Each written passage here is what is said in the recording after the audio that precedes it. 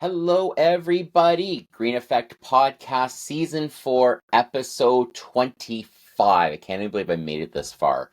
This might be the last one before Christmas, man. I am struggling right now to get stuff done.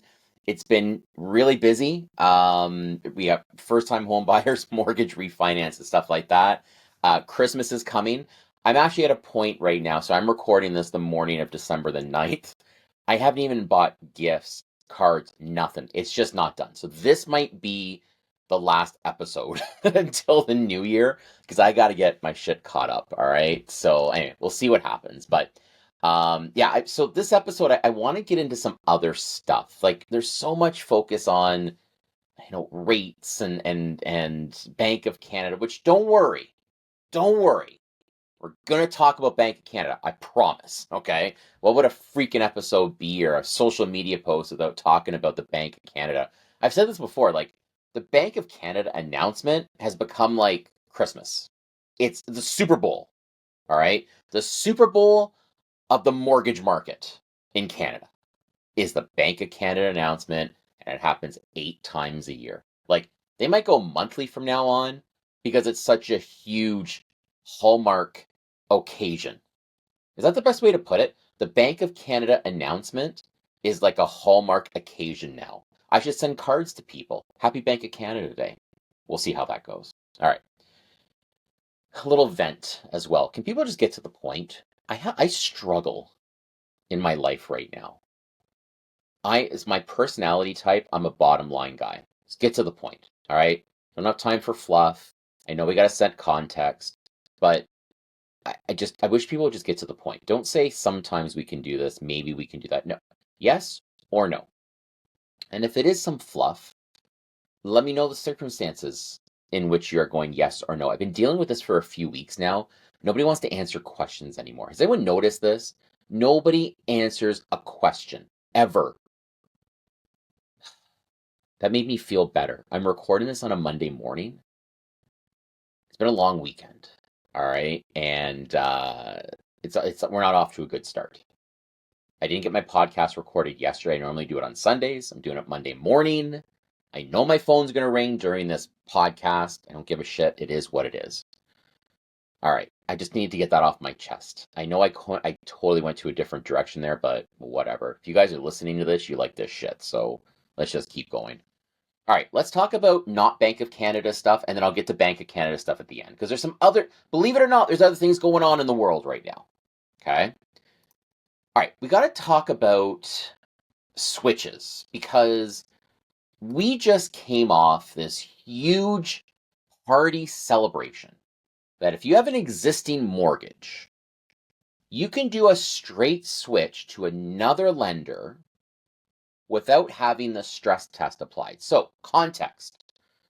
Basically, the stress test or the qualifying rate means the actual rate you're getting plus 2%. So, people sometimes struggle. I mean, if the rate, I'll make this up. Let's say the rate's 5% that you're getting, you got to qualify as if the rate is 7%. So, you know what? Sometimes people struggle with that. I get it.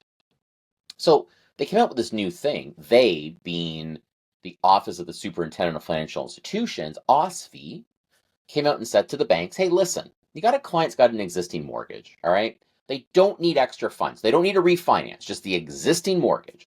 If they want to do a straight switch to another bank, they don't need the stress test. If they've been paying their mortgage fine, they're in good standing, who cares? Really? Gives a shit. Like, go ahead and switch your mortgage, all right? And so this is good news. This is great news for consumers because there's situations right now where clients can't switch their mortgage. They can't afford it. Even though they're living within their means, maybe their affordability is a little bit high, whatever, but they can afford it. They're at a level that they're comfortable with. They can sustain the debt level at the income that they're bringing in.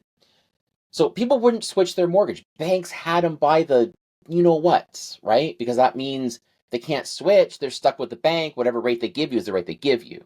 So this was a good news story until it all broke that certain lenders were not allowed to accept the switch or had to use the stress test. So there was some talk about it's only the big banks. You can only switch between the big banks. So if you got a mortgage, let's say at RBC, and your broker says, hey, Let's go to First National, because First National is not a federally chartered bank. Not applicable. Got to be approved by the stress test. So we had some clarity, because if you've noticed, everyone shut up on social media about this because shit went sideways. Okay. So we have a little bit of clarity. And again, it's some clarity, not full, some. They're basically saying that finance companies, okay, so not the big banks, so huge, ginormous finance companies, First National, MCAP, CMLS, we use these incredible lenders. They're fantastic. It's not like the US where it's kind of ma and pa. These are massive, massive lenders that are heavily regulated, okay? So we're basically now saying that the regulator does permit these non-stress tested uninsured switches from mortgage finance companies like the First Nat Group, okay, assuming the mortgage had been previously underwritten and stress tested. So we got some clarity. All right, this is good news. So we can all throw our little social media parties again.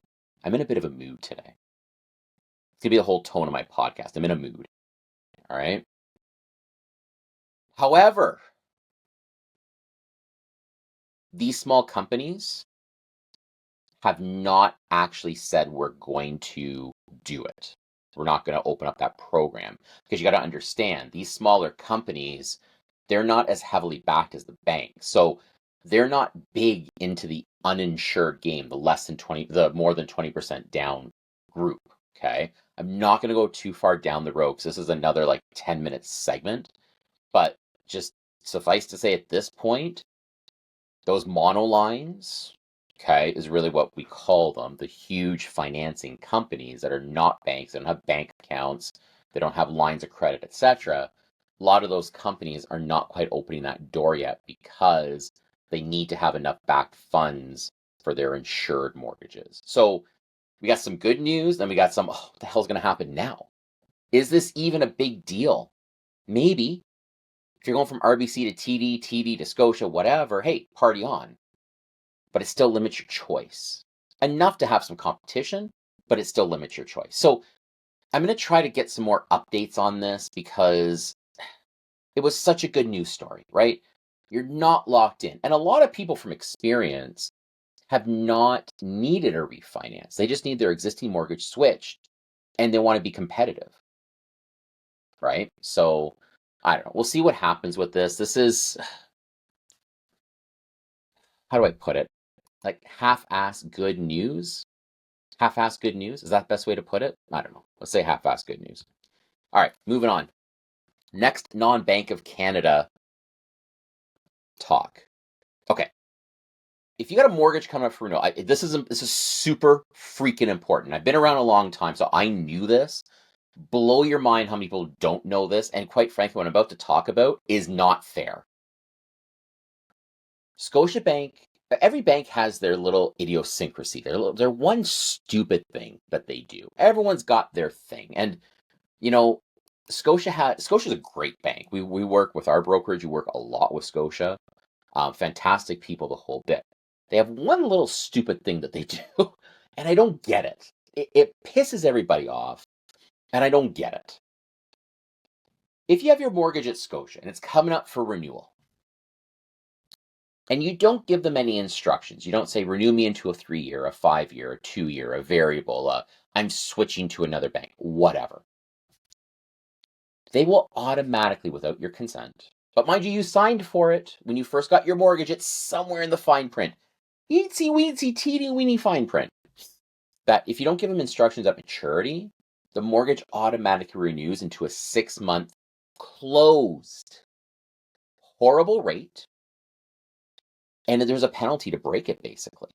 So if you're an inexperienced mortgage agent, broker, whatever, bank person, and you don't get instructions to Scotia in time, or you don't get your client to call Scotia and say, hey, renew me into an open, I'm switching to TD or wherever I'm going, it renews automatically into a 6-month close.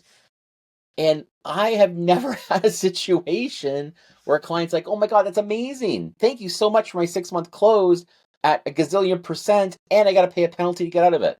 Never heard that one before.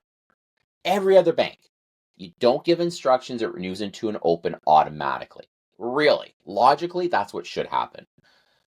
Why am I telling you this? A, if you got a mortgage coming for renewal, it's at Scotia. For the love of God, give instructions to go open if you aren't going to close on time. And a lot of refis, to let you know, we don't close them on time sometimes because from a priority perspective, most lenders are going to prioritize purchases for obvious reasons.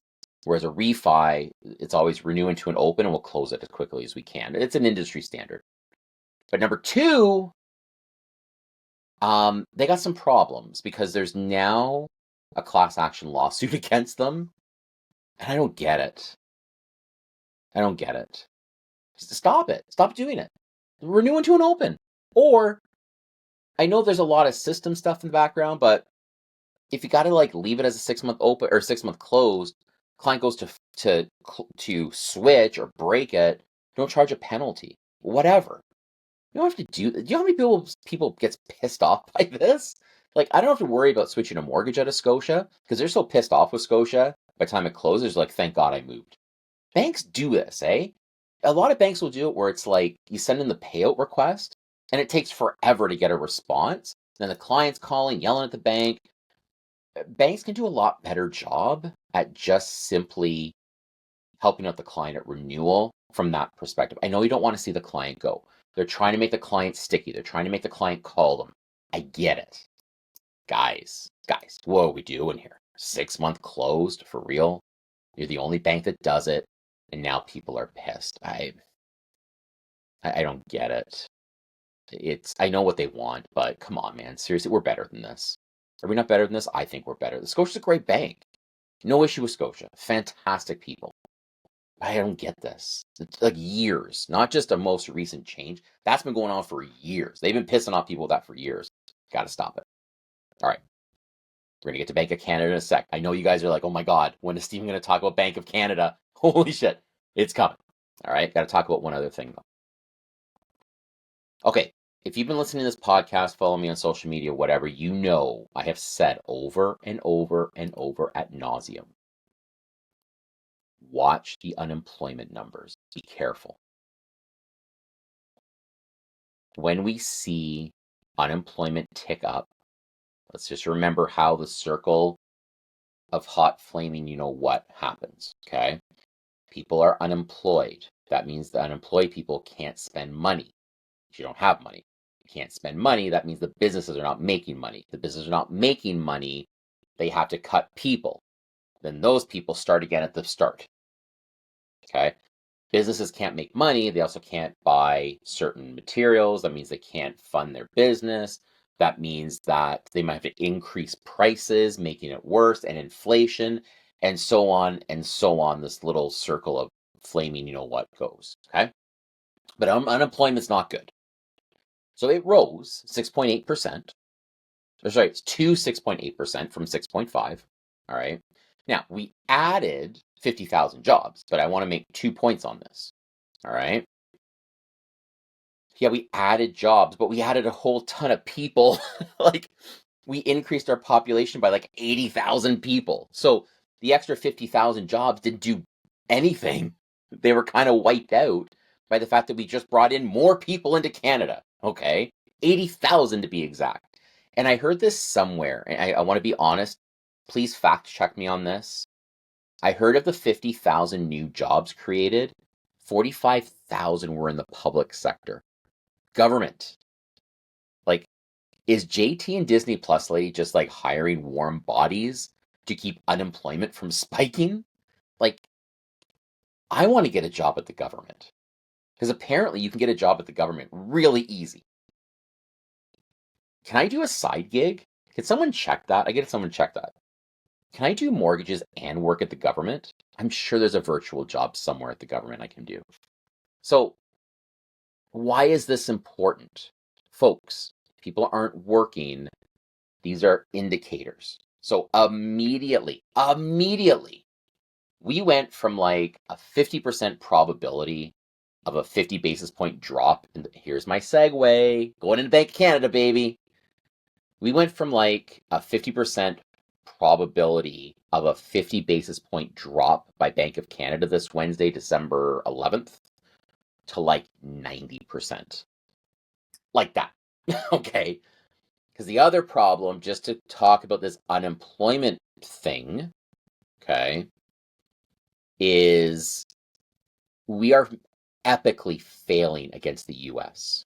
Now, I talk a lot about the US. A lot of people talk a lot about the US because you got to remember, yeah, the US is like down there, fine. They're a different country, but they're also our biggest trade partner.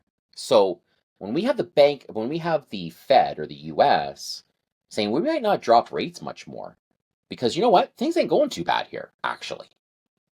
And their unemployment's like 4 point something percent. I don't have the exact number, but 4 point something percent. And it's steady. And then up here, our unemployment's increasing. And we got Donald Trump talking 25% tariffs. And we got JT going down there, pissing him off even more, pissing off Donald Trump even more. And Donald Trump's like, be a state. You can see where this shit's going to go sideways fast. And that's where now the Bank of Canada says, hey, we got to drop rates more. We got to spur spending. We got to help the incredibly indebted Canadian population. And folks, we are heavily in debt. We are. Are you ready for this? I don't have the exact number. So by all means, fact check me, but I'm not that far off. We are like $1.80 of debt per dollar of income. Do you know how epic that is? Okay, we're the only like G7, G20, I don't know what the hell. We're like the worst. We're the worst of the best. And so we got unemployment, high household debt, mortgage delinquencies, a little bit, just a little bit, nothing to be concerned about yet, but a little bit trickling up. And that in isolation is not a big deal, but when you throw in the other factors, Bank of Canada is like, again, drop the damn rate. 50 bips. That's it. The only thing they can do. Where did this all go wrong? It's a great question. Let me talk about that. Where all this has gone horribly wrong, we can really, I don't know where to start with where this went wrong, but let me just call out the things that have been completely buggered up that has caused our current economic stress. And in no particular order, okay? Highest increase in overnight lending rate in the history by Bank of Canada. I don't disagree with what they did, but the method might have been a little bit nuts. The ability for individuals to get debt before the 2022 challenge in the real estate market, that was big. Unfortunately, a prime minister who's lost. That man has lost his way. All right? We're giving out free money, $250 next year, no HST, GST, whatever the hell he called it. All right? Probably the most non-respected world leader in one of the best countries in the world. All right? Immigration through there. Like, do I need to keep going with this? When you bring in that many folks to Canada and there's no housing or social service plan, what are you thinking? Are you nuts? So, and again, I'm not blaming the people who have come to Canada for a better life. I'm not blaming them. It's not their fault. They were sold this bill of shit. And here they are now, and these poor folks probably all have to go home. And I think they said they're sending 2.9 million people home. You ready for the best part? Here it is. Okay, here's our government in a nutshell. Oh, you're going to love this. Here's our government in a nutshell. We need to send 2.9 million people home, or whatever country of origin they're from, okay? They don't keep stats on how many people left the country. There's no stats on that. We're going on hope. We hope they leave. We hope we can drop the numbers because we don't know how to do it. This is how we got here. And to summarize, to really bring the whole Bank of Canada chat to maybe an end, this is why we're going to a 50 basis points drop. On that note, let's stop. 20 minutes. That's enough, eh? Is that enough for a podcast? 20 minutes. Quick and dirty. If you're a guy and you were in the bathroom, you're probably done now, right? Let's face it. 20 minutes on average. I know it's... Don't want to go down that road. Okay. Questions, comments, whatever. Like me, want me, follow me, desire me, whatever. 5 stars. Seriously, guys. If you love this podcast, I want 5 stars, baby. Don't give me that 4-star crap. Give me 5 stars. Google the podcast, whatever. And in all seriousness, if you got a mortgage coming up for renewal, okay, you got to check our website. Here's shameless plug. All right. Hopefully your thing doesn't shut off on you right now. But if you got a mortgage coming up for renewal, man, you got to get on me and have a look at our website. We got stuff on there for people: Rate Protector Pro, Penalty Protector Pro, Mortgage Premier. We have some crazy awesome strategies, and the clients that we're doing these for love them. And you know what? We love being that advice provider. So check us out, thefinancialcollective.ca. And hey, any questions, comments, concerns? Don't send me concerns. Any questions or comments, let me know. I might be on this again before Christmas. Maybe. If not, Merry Christmas. Happy New Year. All the best to you, your family, your friends. Be safe. For the love of God, don't overspend. Seriously, don't overspend. Mind you, if you do overspend, call me. I can refinance your mortgage. On that note, goodbye.